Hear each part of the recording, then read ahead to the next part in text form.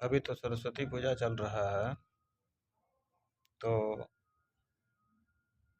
हम लोग पढ़ाई के क्षेत्र में बात करते हैं। रेस्ट टाइम में भुजाओं के आधार पर त्रिभुज के 3 प्रकार होते हैं। एक समबाहु त्रिभुज,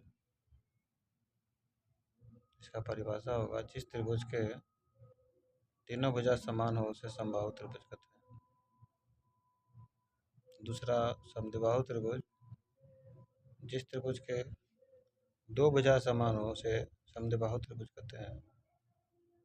और तीसरा विषमबाहु त्रिभुज, जिस त्रिभुज के कोई भी भुजा समान न हो, अर्थात तीनों भुजाओं में कोई 2 भुजा समान नहीं होगा, ऐसे त्रिभुज को विषमबाहु त्रिभुज कहते हैं।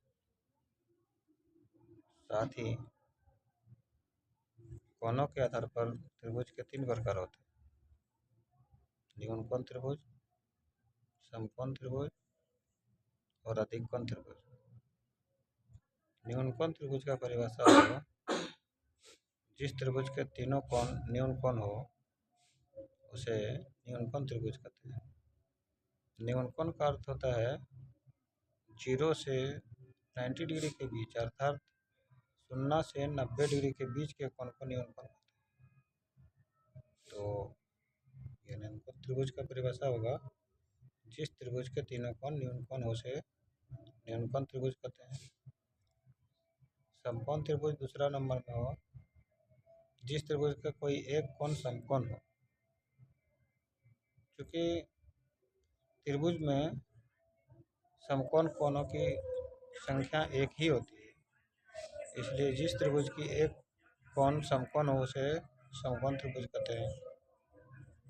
जबकि तीसरा नंबर में होगा अधिककोण त्रिभुज। तो त्रिभुज में अधिक कोण एक ही होती है, तो जिस त्रिभुज की एक कोण अधिक कोण हो उसे अधिककोण त्रिभुज कहते हैं। इस प्रकार हम लोग भुजाओं के आधार पर त्रिभुज के प्रकार और कोणों के आधार पर त्रिभुज के प्रकार को जान लेते हैं। तो